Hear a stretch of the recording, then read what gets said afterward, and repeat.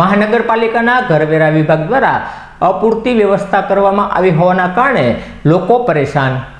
મહાનગરપાલિકાના ઘરવેરા વિભાગ દ્વારા વેરો ભરવા માટેની જાહેરાત કરવામાં આવી હતી, જેના અનુસંધાને કરવેરો ચૂકવવા માટે મોટી સંખ્યામાં લોકો પહોંચ્યા હતા। જ્યાં ઘરવેરા વિભાગ દ્વારા મહિલાઓ અને સિનિયર સિટીઝન માટે અલગ બારી કરવામાં આવી છે, જે બારી બંધ હોય, જેના કારણે મહિલાઓ અને સિનિયર સિટીઝન તડકામાં કલાકોના સમય સુધી તપવું પડ્યું હતું। તો બીજી બાજુએ પાણી બેસવાની વ્યવસ્થા નથી, જેના કારણે લોકોને મહાનગરપાલિકાની બેદરકારી સામે રોષ વ્યક્ત કરી તમામ સુવિધા પૂર્ણ કરવાની માંગ કરી હતી।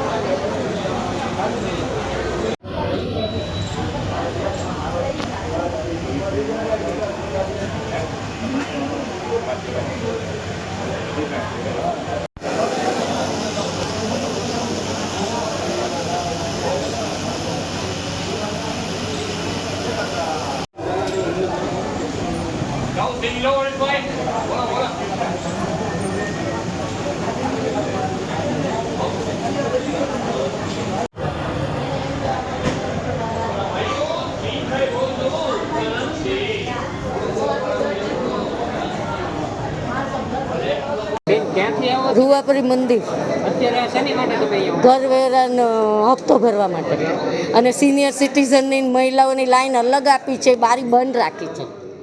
એ શું કામ? હા, શરૂ થવી જોવે। માણસો હેરાન થાય તડકાના। 2 કલાક થઈ નહીં, દેખાય છે એટલી જો નહીં। હમણાં રિસેસ પર છે એ લોકોનો। કેટલી બારીઓ બંધ છે અહીંયા? કોઈ સગવડ છે? પાણી નથી। આજ બધી રજા છે, એ બધાની રજા છે, પૈસા લેવાના છે એટલે ખુલ્લું છે। કેટલી બારીઓ બંધ છે બધી 2 જ ચાલુ છે, 2 જ ચાલુ છે। બેસવાની સગવડ નથી, સિનિયર સિટીઝન બેવા દેવા જોઈએ। આજે અમે અહીંયા 31 ડિસેમ્બરે વેરો ભરવા માટે આવ્યા છીએ। અહીંયા 2 જ બારી ખુલ્લી છે। પબ્લિક તમે જોઈ શકો છો કેટલું જ આ બધાનો ક્યારે વારો 3 કલાકે તો વારો આવે છે। તમે ક્યાંથી આવો છો? હું આવું કુંભારવાડા, બરાબર। હું લગભગ 1.5 કલાકથી 2 કલાકથી ઊભા છીએ। એટલે અહીંયા સિનિયર સિટીઝનની બારી અલગ આપેલી છે, પછી મહિલાઓની આપેલી છે, પણ એ બંધ જ હોય છે। તો એ બોર્ડ શું કામ રાખો છો? સુવિધામાં કોઈ સુવિધા નથી। ભરવા માટે અમારે હેરાન થવું પડે છે, કર વેરો ભરવા માટે હેરાન થવું પડે છે। એટલે આના માટે કાંઈક એ લોકો સારી વ્યવસ્થા કરે કે આ પબ્લિકને તકલીફ ન પડે, વ્યવસ્થિત ભરાઈ જાય, તાત્કાલિક ભરાઈ જાય, એવી કાંઈક વ્યવસ્થાઓ કરો। અત્યારે 2 ખુલ્લી છે, લાઈન તમે જોવ છો કેટલી છે। સાંજ સુધી વારો આવે એમ નથી કોઈનો। એટલે કાંઈક વ્યવસ્થિત વ્યવસ્થા કરે, બધા ભરવા માટે જ આવ્યા છે। 2 કલાક તો થઈ ગયા લાઈનમાં ઉભા